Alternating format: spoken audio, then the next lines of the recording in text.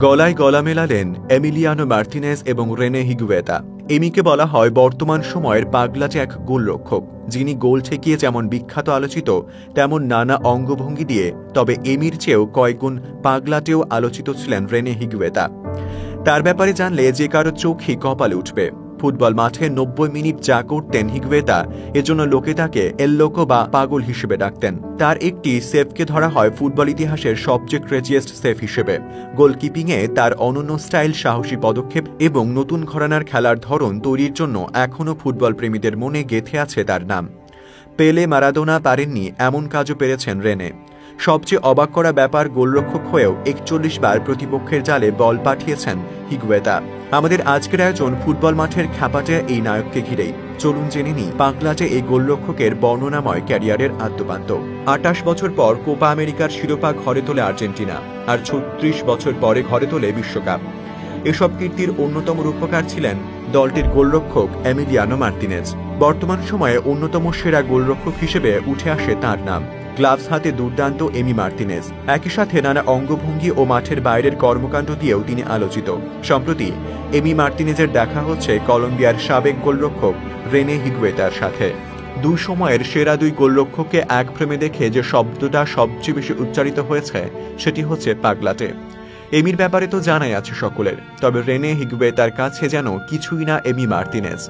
গোলরক্ষক হিগুয়েতা এমন সব কর্মকাণ্ড করতেন, তার নামই হয়ে গেছে পাগল। হিগুয়েতাকে তার সময়ে এল লোকা বা পাগল নামে বেশি চিনতেন সবাই। কলম্বিয়ান এ রেনে হিগুয়েতা বিখ্যাত ছিলেন গোলরক্ষক হিসেবে তার ঝুঁকি নেওয়ার সক্ষমতার জন্য।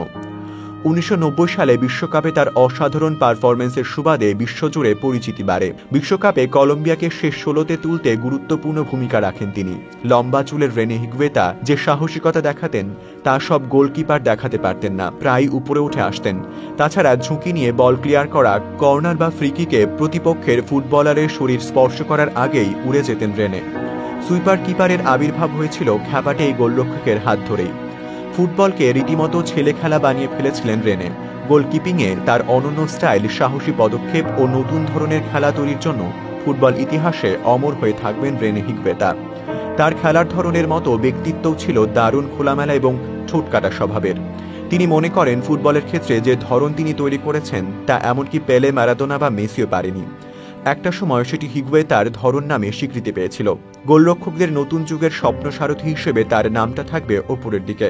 ১৯৯৫ সালে তার ফুটবল ক্যারিয়ারে অবিশ্বাস্য এক ঘটনা ঘটেছিল। ইংল্যান্ডের ফুটবলার জেমি রেডন্যাপ একটি গোলমুখী শট হাঁকিয়েছিলেন। ঠিক সেই সময় অ্যাক্রোবেটিক স্টাইলে হিগুয়েতা গোলটা সেভ করেছিলেন। এই ম্যাচে তিনি নিজের শরীরটা সামনের দিকে ছাড়িয়ে দিয়ে পিছন থেকে হাওয়ায় ভেসে গোলটা বাঁচিয়েছিলেন।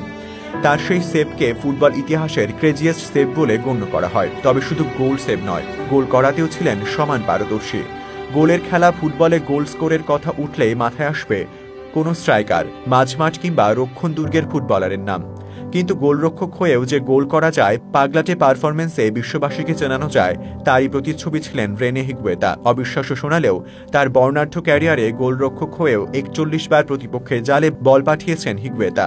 তার দারুণ পারফরম্যান্সের জন্য নিজ দেশ এবং ক্লাবের হয়ে ফ্রি কিক, পেনাল্টি কিক নিতে হতো। এই কারণেই এত গোলের সুযোগ পেয়েছেন।